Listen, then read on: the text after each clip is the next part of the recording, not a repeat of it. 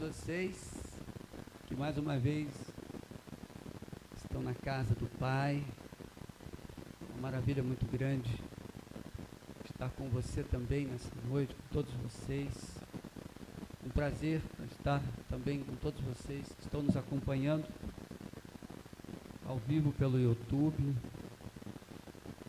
Dizer que nosso Deus é um Deus de maravilhas, é um Deus de alegrias, é um Deus de regozijo. Não há Deus como esse Deus. Nunca houve na história, jamais haverá na história da humanidade um Deus como este Deus. Tão maravilhoso, tão especial. E que esse Deus maravilhoso e especial venha cobrir as suas mentes, seus corações nesse momento que o Senhor está tendo para abençoar a sua vida. E você que começou a nos acompanhar, você vá até o final e se você puder, compartilhe com seus amigos, compartilhe com parentes, companheiros de trabalho, na sua faculdade, na sua escola. Compartilhe. Hoje nós temos um tema que vai nos levar a uma reflexão, eu acredito que profunda. E hoje nós vamos falar sobre o seguinte tema: o choro pode durar uma noite, mas nem sempre a alegria vem ao amanhecer. Você que está aí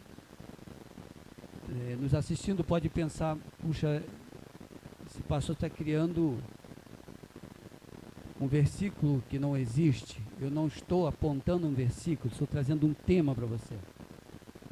O choro pode durar uma noite, mas a Bíblia diz que a alegria vem pelo amanhã. Mas o meu tema não é esse. Meu tema é: o choro pode durar uma noite, mas nem sempre a alegria vem ao amanhecer. Ou nunca vem, pode não vir nunca mais.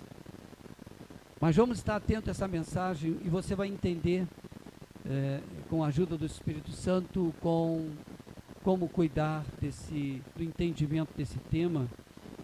E eu quero me reportar a um texto de alguns versículos que estão no segundo livro do profeta Samuel.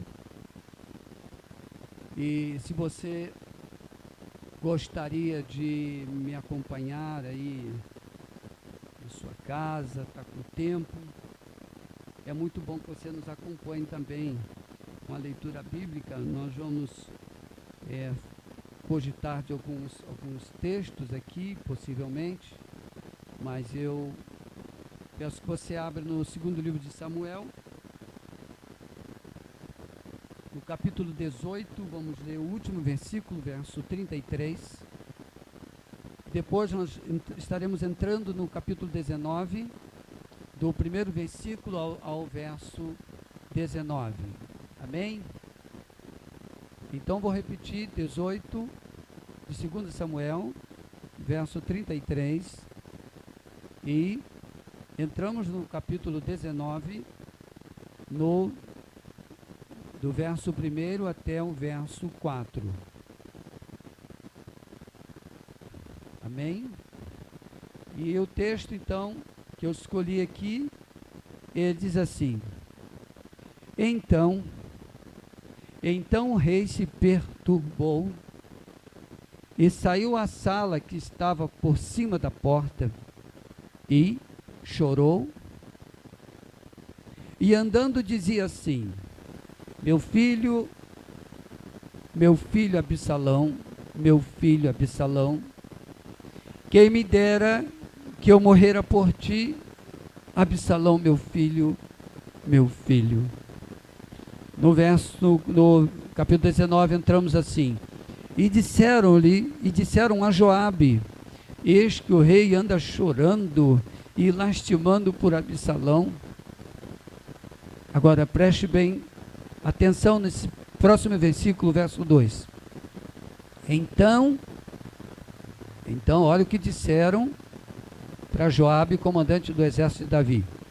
Então a vitória se tornou naquele mesmo dia em tristeza para todo o povo, porque naquele mesmo dia o povo ouvira dizer: muito triste está o rei por causa do seu filho. E aquele mesmo dia o povo entrou às furtadelas na cidade, como o povo de vergonha se escoa quando foge da peleja. Estava, pois, o rei com o rosto coberto, e o rei gritava em alta voz, e dizia: meu filho Absalão, Absalão, meu filho, meu filho. Oremos.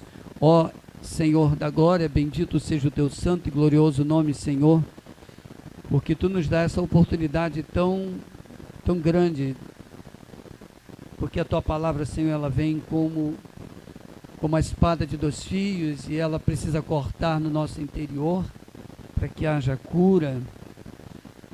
Esta é a tua palavra, Senhor. Nos alegramos nela, Pai, em todo instante, e queremos nos alegrar sempre. Portanto, peço, ó Deus, a ajuda do Espírito Santo que nos guie na exposição dessa palavra, mas que também que o Espírito Santo venha atuar em cada coração, cada ouvinte, em o nome de Jesus. Amém e amém. Podemos nos assentar. Louvado seja Deus. Obedecendo o tema, eu gostaria de trazer uma definição sobre o que é o choro. Se tem algo que todos nós conhecemos desde o nosso nascimento, é o choro. Assim também nós sorrimos, ainda bebê, coisa linda, não é mesmo? Quando vemos um bebê recém-nascido, quando ele olha para a mãe, olha para a avó, no momento que ele sai do ventre e esboça um sorriso. Mas sabe que alguém já dizia, interessante, e a gente sabe disso, que a criança ela pode sorrir quando nasce, mas tem que levar 2 tapinhas na traseira, porque ela precisa chorar.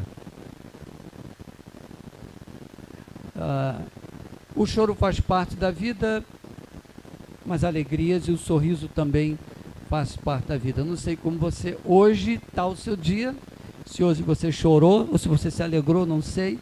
Mas deixa eu dizer para você, eu estava fazendo uma pesquisa para trazer alguma informação sobre o significado do choro, e eu achei aqui interessante. Diz assim, olha, o choro, veja bem, é uma autêntica explosão de emoções que permeia a nossa vida do nascimento à morte. O choro é desencadeado por diversos estados emocionais, desde tristeza até a felicidade. Bem, então nós não podemos conviver sem ele, não é mesmo? Não dá para conviver sem essas duas coisas. Se alguém leva a vida só chorando, tem alguma coisa errada. Se alguém leva a vida só sorrindo também, pode estar certo, tem alguma coisa errada também. Porque essas duas coisas fazem parte da nossa vida. Mas eu preciso caminhar um pouquinho no texto com você, porque aqui existe, eu fiz uma leitura bem abreviada de um acontecimento que mexeu com toda a nação de Israel. Mexeu com toda a nação de Israel. No texto nós começamos lendo aqui, dizendo que o rei se perturbou, e após o rei haver se perturbado muito com a notícia que ele recebeu, o rei começou a se lamentar, e ele chorou, e chorou muito, e eu posso até lembrar você que, para que alguém tenha um choro nesta dimensão, a notícia são as piores possíveis. A notícia da morte de Absalão mexeu com ele. Eu quero já adiantar para você que não é muito fácil trabalhar esse tema. Eu não me sinto muito à vontade trabalhando esse tema, porque ele tem algumas complexidades.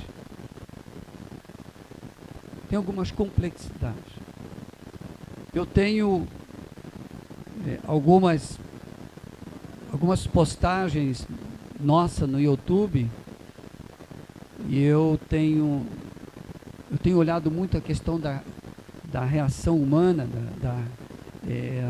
a maneira como os homens vivem. Eu estou falando assim com uma maneira muito prática, para todos entenderem.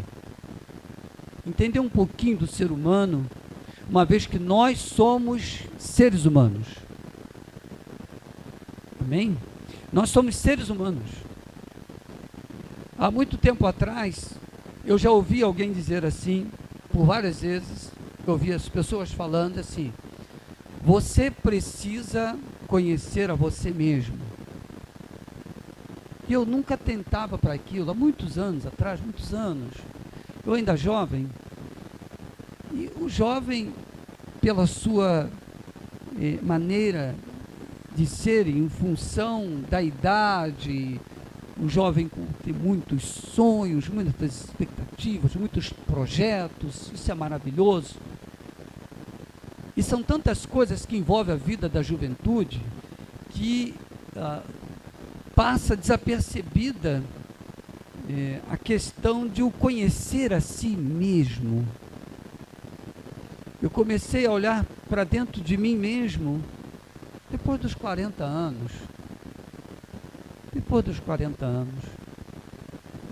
Então hoje eu completei 65 anos de idade, então há 25 anos que eu fico olhando para dentro de mim, tentando me conhecer, e eu confesso a você que há momentos que parece até que nós não nos conhecemos, mas a Bíblia ajuda a nos conhecer. A Bíblia ajuda. Então nós precisamos olhar para dentro de nós. Eu tenho trazido pregações, e muitas coisas estão nas entrelinhas da Bíblia, respeitando obviamente que a Bíblia proíbe, porque não podemos acrescentar e nem tirar nada da palavra de Deus, mas podemos falar abertamente acerca do homem, do ser humano. Nós podemos falar porque nós entendemos bem disso. Eu pergunto a você, você entende de você? Muitas vezes nós procuramos entender pessoas à nossa volta, amigos, companheiros de trabalho, familiares, mas não conhecemos a nós mesmos. Nós precisamos nos conhecer. Quando nós nos conhecemos e que nos vemos diante do espelho, então a gente começa falando para nós mesmos no espelho e conversar conosco no espelho. Eu já cheguei diante do espelho e disse assim: Manuel, você hoje está assim, mas você não vai ficar assim. Por muitas vezes,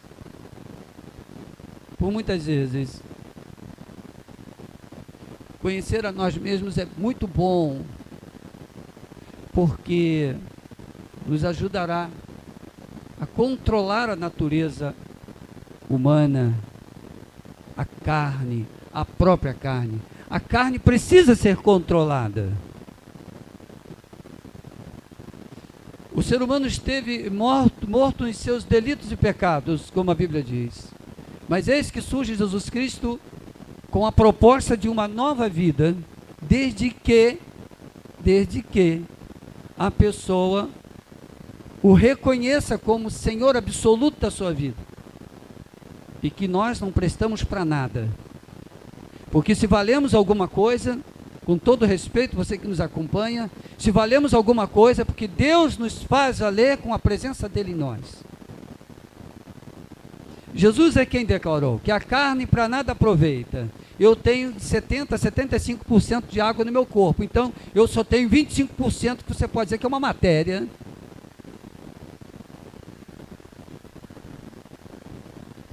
Você está olhando para 70%, 75% de água na sua frente aqui, e estou falando com você, mas eu deixo de ser 70 e 75%, e se a idade vai subindo um pouquinho, vai chegar a 65% de água no corpo humano. Mas eu sou filho de Deus, lavado e remido pelo sangue de Jesus Cristo. Aleluia! Essa estrutura velha, que Jesus disse que para nada presta, Ele faz nascer de novo. Disse, o homem precisa nascer de novo. Nascer da água, nascer do Espírito. Olha, veja bem, vocês me falam sobre nascer da água e eu vou perder o rumo da minha mensagem aqui desse tema. Eu não quero falar sobre isso. Observemos bem que não precisamos procurar entender acerca desse homem que chorou. Conhecendo a história dele, a vida, né, o currículo dele, nós podemos dizer assim, eu conheço bem esse homem. Porque Davi nunca se escondeu das suas emoções. Ele era um homem, sendo um estadista, um chefe de nação, que quando ele errava perante Deus, toda a nação sabia. Ele se humilhava diante de Deus, ele vestia panos de saco, e todo mundo sabia, o rei está chorando. E ele era tão amado por Israel, que o povo não queria ver o seu rei chorando. Por isso que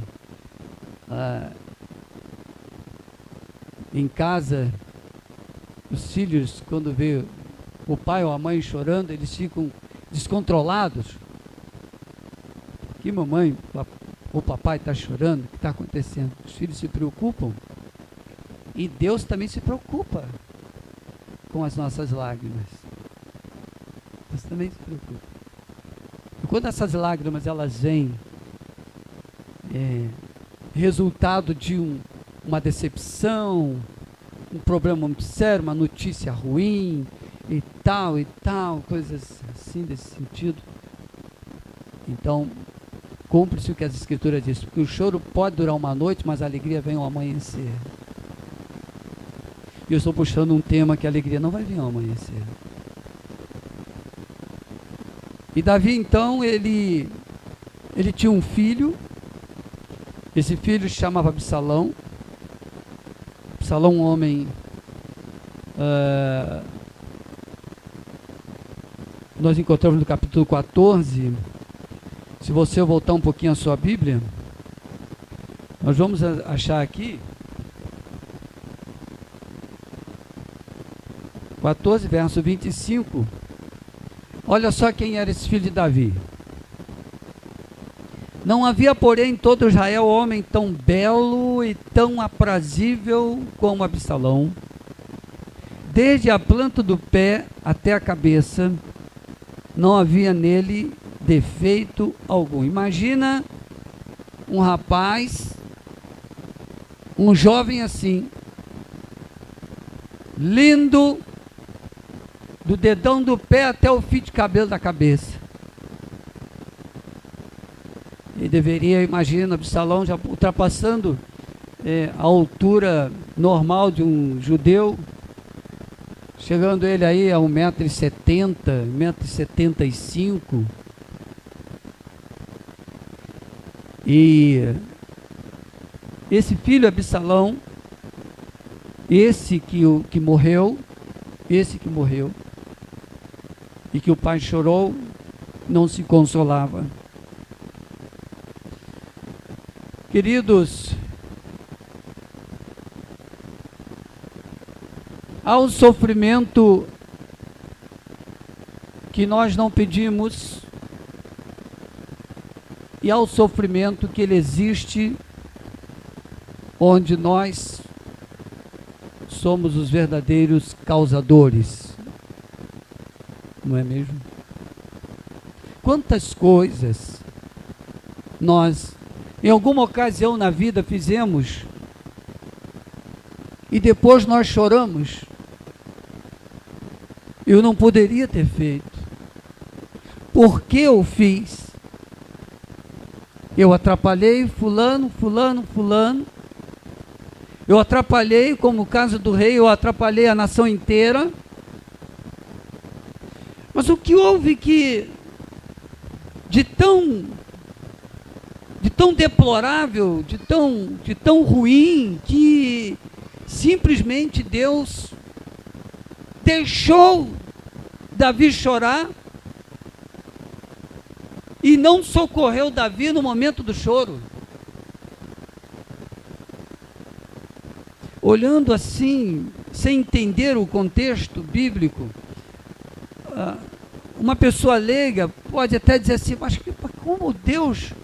Mas eu já ouvi dizer que Deus, ele enxuga as nossas lágrimas. E como que isso está acontecendo durante tanto tempo? As lágrimas de Davi, elas começaram ali quando esse mesmo Absalão matou seu irmão Amon, um criminoso. Ele foi fazer justiça com as suas próprias mãos, matou o próprio irmão. E ali Davi já começou o choro de Davi. Ali começou o choro de Davi. Mas, lá atrás, um pouquinho lá atrás, houve um grande episódio que mexeu, balançou, sabe? Houve uma decisão trágica tomada por Davi, que foi a pior coisa que ele realizou no seu reino, foi essa. Diz o texto que Davi, ele se agradou de uma mulher enquanto ela estava se banhando próximo ali ao seu palácio. O nome dessa mulher se chamava Betsaba. Eita, fugiu aqui, deu um nó aqui na minha. Você encontra a tradução de Betseba, e tem a minha, tá Batseba, né? Eu gosto muito de falar Betseba. E essa mulher era uma mulher muito linda, formosa, uma jovem, e Israel estava guerreando contra os filhos de Amon, e Davi, então, ele indagou quem seria aquela jovem, e então, ele se apossou daquela jovem, e ele não tinha o direito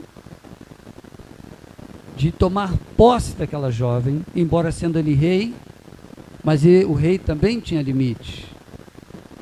O rei tinha limites.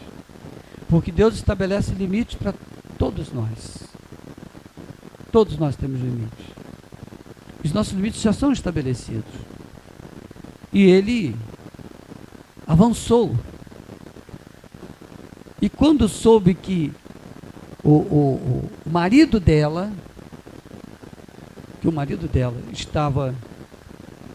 era um dos guerreiros que estava nessa batalha contra os filhos de Amon, então ele tramou, juntamente com o comandante do exército, para que colocasse Urias, que ele não era destro na batalha, colocasse ele em frente de batalha, porque ele precisava morrer. E isso aconteceu. Ele não tinha habilidade para combater os flecheiros dos filhos de Amon, e ele morreu na batalha. Mas ninguém sabia o que tinha acontecido. Ninguém sabia. Sabe, irmãos, é interessante que há quantas pessoas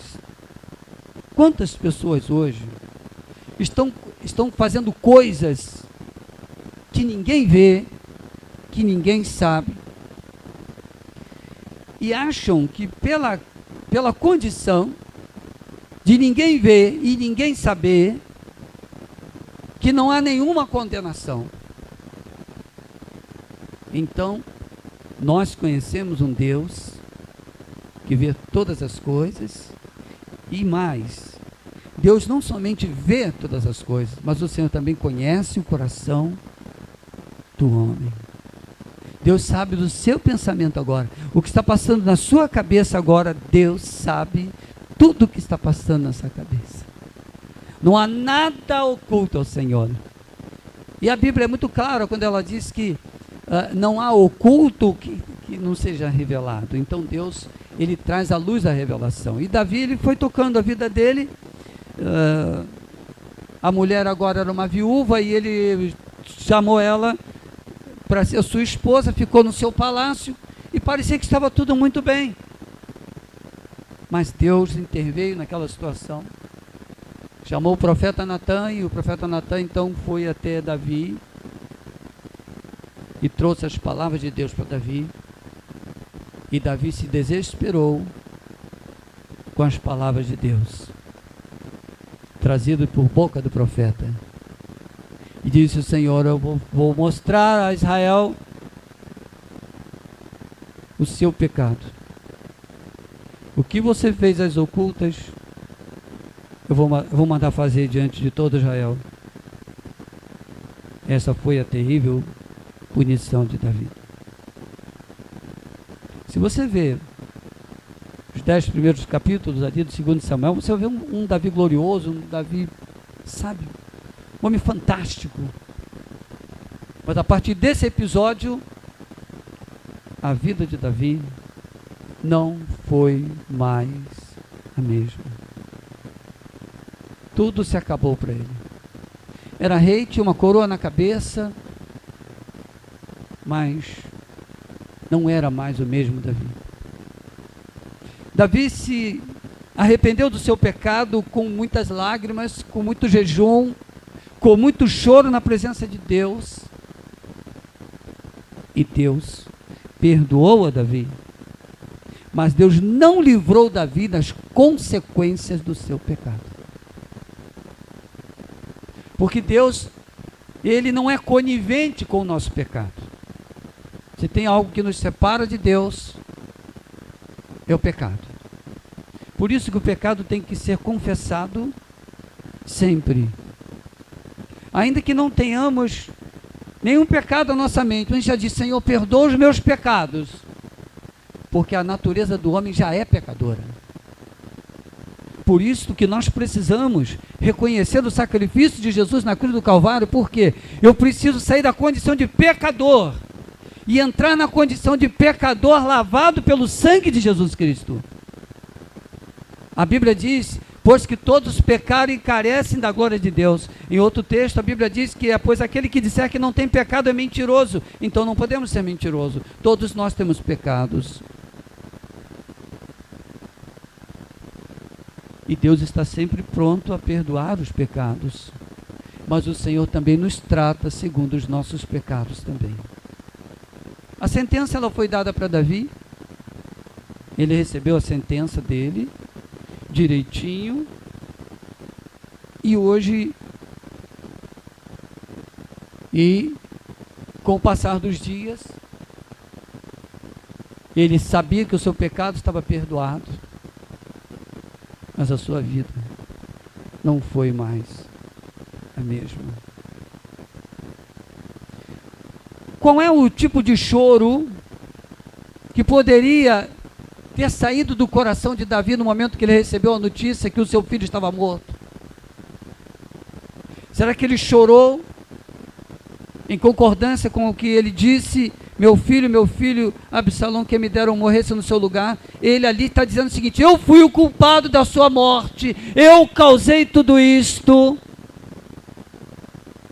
Se eu não tivesse prevaricado lá atrás, eu não estaria, meu filho estaria vivo, a minha família estaria toda viva, todos.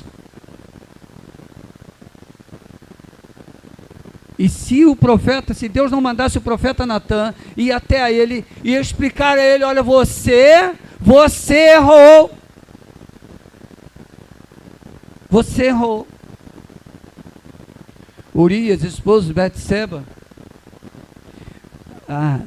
O profeta falou, revelou para Davi como vivia aquele casal em casa. Diz que o texto trazendo o símbolo dela como sendo uma ovelha que dormia no regaço do seu dono. Ou seja, o amor era tão grande por Urias que ela dormia às noites, ele abraçava, ela dormia nos braços de Urias. Um relacionamento com uma proximidade dessa, como nós podemos entender agora, avaliar a lágrima de Betseba, porque o seu marido morreu, completamente ignorante aos fatos, sem saber porquê das coisas. Aqui no texto você não encontra dizendo que porque Betseba chorou, mas aquela mulher chorou muito. Se submeteu à autoridade daquele rei, mas ela chorou muito. Chorou muito. Mas, com o tempo, tudo aquilo ela foi sendo consolada. Mas eu digo para você, esta mulher, ainda velha, não se esqueceu do seu primeiro marido. Porque o segundo marido jamais teria como dar a ela o que Urias deu. Jamais. Se Urias tivesse sido morto na guerra e não fosse fruto de uma trama, e ela recebesse a notícia, o seu marido morreu na guerra, e ela tentasse recomeçar a vida dela, ela caísse no agrado do rei, e se conhecesse pela primeira vez depois da morte do seu marido, não teria nada de errado. Nada de errado. Abigail, ela só se tornou esposa de Davi depois que o seu marido morreu. E diga-se de passagem, um péssimo marido, que a Bíblia diz, homem de Belial. Mas ela era a esposa dele, e foi fiel a ele até a morte dele.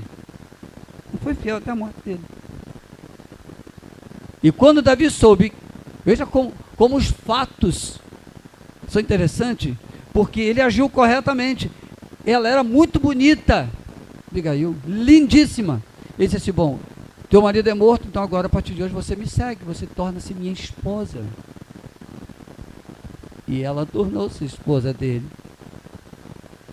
Então, houve um choro,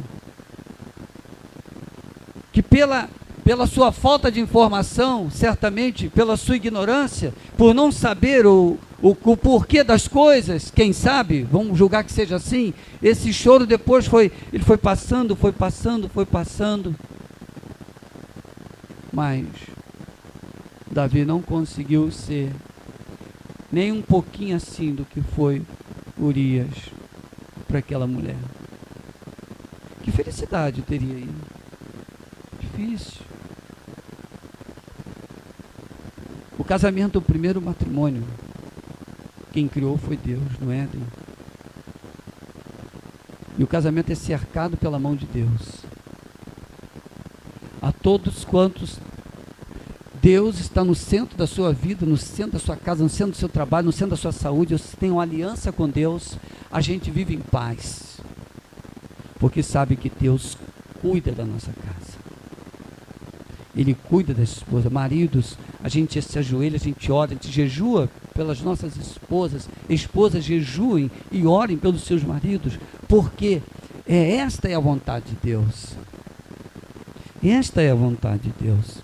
E o Senhor guarda a família, porque a família é projeto de Deus. Família é projeto de Deus.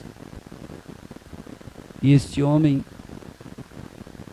que agora vê o seu filho morto, porque a sentença de Deus foi dada. Eu quero voltar a dizer o que a Bíblia afirma categoricamente nesse texto aqui. O Senhor perdoa os nossos pecados, mas nos dá força por conta das consequências do nosso pecado. Então, podemos ser uma pessoa que tem uma vida mais livre ou uma vida mais complicada. Vamos para o céu, o Senhor nos perdoou, o Senhor cuida de nós, mas a nossa vida nesta terra já passa a ser uma vida de mais tristezas do que uma vida de alegria. E a Bíblia diz que o Senhor nos chama para dar uma vida com abundância. E muitos entendem por aí afora que essa vida com abundância é exatamente você não falta nada na sua casa. O carro teu está com 2 anos de uso, você tem que ter um 0. Não, a minha casa tem que ser uma casa numa região nobre e de frente para o mar, se for o caso, ou uma fazenda, seja lá, mas isso é uma vida abundante. Eu tenho que ter a melhor roupa, eu tenho que estar nos lugares mais lindos do mundo, eu tenho que ir para onde eu quiser. Isso não é uma vida abundante. Isso aí é consequência de uma vida abundante. Não é uma vida abundante. Amém? É consequência de uma vida abundante. Que a vida abundante é estar em Cristo Jesus. Porque Ele quem disse. Ele disse, mas buscai em primeiro lugar o reino e a sua justiça, e todas as outras coisas vos serão acrescentadas. Não sou eu quem digo, é Jesus quem diz. Todas as outras coisas vos serão acrescentadas, na medida que Ele permitir que seja, assim será na minha vida, será sempre na sua vida. Mas nos alegremos naquilo que Deus nos dá agora, nos dá hoje. Buscamos tantas coisas nessa vida? Sim, buscamos. Mas primeiro nós buscamos o nosso Deus Todo-Poderoso. Ele tem que estar primeiro quando eu levanto, quando eu durmo, quando eu trabalho. E seja lá nos meus estudos, eu preciso desse Deus em primeiro lugar na minha vida. Jesus disse, olha, vou dizer para vocês, olha, sem mim nada podeis fazer. Nada. Fazemos tantas coisas nessa vida sem a presença de Jesus. Todos nós fazemos. O mundo inteiro faz tantas coisas. Mas as coisas que agradam a Deus só através de Jesus Cristo. E nós vivemos para agradar a Deus. É o Espírito de Deus habitando em nós que nos leva a agradar ao Pai. E somos chamados de filhos de Deus. É lamentável, mas precisamos falar sobre esse tema. Nem sempre a alegria vem ao amanhecer. Pastor, mas por que não vem? Se foi confessado, se Deus perdoa, por que não vem? Porque Deus vai nos tratar. Mas porque Deus não nos ama, é porque Ele nos ama. A Bíblia diz que o pai corrige ao filho que ama. Eu prefiro viver chorando na correção de Deus até a morte, do que viver sorrindo e não estar com Ele na glória. O pai corrige ao filho que ama. O Senhor, nos alegremos na correção de Deus. A Bíblia é muito clara, o apóstolo Paulo é muito claro falando sobre isso. A correção de Deus é sinal que Ele nos ama. E Ele não quer que nós pereçamos. Então o Senhor nos corrige. Nós carregamos o peso dos nossos erros. São pesados. E a gente fala, Senhor, mas Tu levou sobre si as nossas dores. Sim, na cruz de Cristo, o Senhor levou sobre si as nossas dores. Mas quando a gente vem para Jesus, às vezes a gente vem trazendo dores do passado. Dores do passado. Poderá Deus fazer-nos a sorrir de novo? Sim, poderá. Mas também não poderá fazer. Dependendo daquilo que nós fizemos, da consequência que nos trouxe, que alegria temos. Sorrimos, mas a alma está sempre triste. O que fazer então? É viver bem com Deus. Mesmo em meio à lágrima, mesmo em meio àquele sentimento que ficou agarrado, está te trazendo até hoje aqui. Aí o Espírito Santo, ele vai trazer o alívio que nós precisamos. A Bíblia diz que o Espírito Santo é o Espírito Consolador. Agora nós, entendendo de nós mesmos, nos curvamos diante desse Deus e falamos: ó Deus, que o teu Espírito Santo venha trabalhar no meu coração. Eu preciso agora, Senhor, me desvencilhar desse passado. Deixa fora esse passado, para que eu possa me alegrar de novo. E Deus está pronto a fazer isso na nossa vida. Mas isso vai depender de nós. Nós é que temos que clamar a Ele. Dizer: Senhor, leva, Senhor, o meu passado. Agora, eu vou dizer para você, isto é totalmente da carne. Sabe por quê? Porque o Senhor disse que dos vossos pecados não me lembrarei mais. Mas nós trazemos à lembrança muitas coisas lá de trás e por isso sofremos. E com base nisso eu digo a você, foi muito difícil para Davi ter um novo amanhecer de alegria na sua vida. Davi não era mais um garotão, ele já estava quase passando o reino para Salomão. Mais alguns anos à frente, mais uns 15 anos à frente, já está entregando o seu reino a Salomão, o seu substituto. Ele já estava muito gasto, Davi. Um homem de muita batalha, de muita guerra, muitas guerras, Davi. Ele já estava cansado. Ele viveu pouco depois disso, não viveu muito mais. Mas, será que ele voltou a sorrir? Será que a alegria voltou ao seu coração? Isso fica uma interrogação. Mas o tema, ele mexe com a gente nessa mensagem. Deus pode fazer a alegria voltar, sim. Pode nunca mais voltar, como pode também voltar. Só vai depender da nossa posição diante de nós mesmos e diante de Deus. Diz: Senhor, como disse Davi em certa ocasião, eu sou pobre, necessitado, né? Senhor, eu sou carente, sou necessitado. Olha para mim, Senhor, com misericórdia, porque Deus é um Deus de misericórdia. E nesta noite, o teu choro pode ter um fim, mas quem vai colocar a fronteira desse fim, o término desse fim, não sou eu. A partir de hoje, é você.